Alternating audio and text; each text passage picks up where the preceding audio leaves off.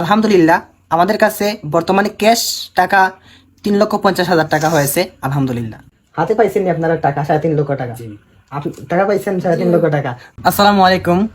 আলহামদুলিল্লাহ প্রথমে শুকরিয়া আদায় করি মহান রাব্বুল আলামিনের দরবারে। আপনারা জানেন আফ্রিদির হার্টের সমস্যা, সার্জারি করতে হবে ইন্ডিয়াতে নিয়ে। আমরা কয়েকদিন আগে সিলেট ওসমানী মেডিকেল যাওয়ার পরে ভিডিও করি, আপনারা ভিডিওতে দেখেছেন। আপনারা অবশ্যই যার যার জায়গা থেকে শেয়ার করেছেন, যে যা পারছেন হেল্প করেছেন। তো কয়েকদিন আগে আপনাদেরকে একটা ভিডিওতে জানিয়ে দিই 1,20,000 টাকা উঠেছে। এখন আজকে আপনাদেরকে আরেকটি নতুন আপডেট দেওয়ার জন্য আসছি। আলহামদুলিল্লাহ আমাদের কাছে বর্তমানে ক্যাশ টাকা 3,50,000 টাকা হয়েছে। আলহামদুলিল্লাহ 3,50,000 টাকা হয়েছে। আমরা ওই ভিডিওতে বলেছিলাম 3.5 লক্ষ বা 4 লক্ষ টাকা লাগতে পারে সার্জারি করার জন্য। এটা অনেক আগের হিসাব, ওনারা 2020 সালে বা 21 সালে, হ্যাঁ ওই সালে 5-6 বছর আগের হিসাব বলছেন যে 3.5 লক্ষ 4 লক্ষ টাকা লাগবে। এখন হয়তো আরো বাড়তে পারে, 5-6 লক্ষ যাইতে পারে।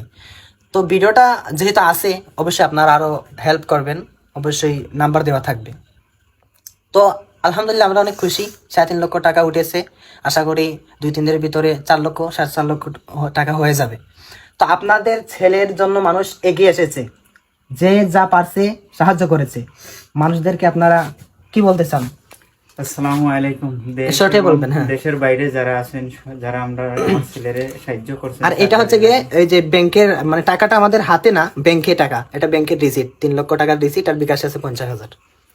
যারা সাহায্য করছেন তার কাছে আমরা কৃতজ্ঞতা জানাই, আর সবাই দোয়া করি আল্লাহর কাছে যে সবাই যেন আল্লাহ তনুতনাই বালা রাখেন ইলাখান। আরো আমরার মতো যারা গরিব মানুষ আছে তাদের পাশে গিয়ে দাঁড়াই। আপনারা কি টাকা আপনাদের হাতে পাইছেন?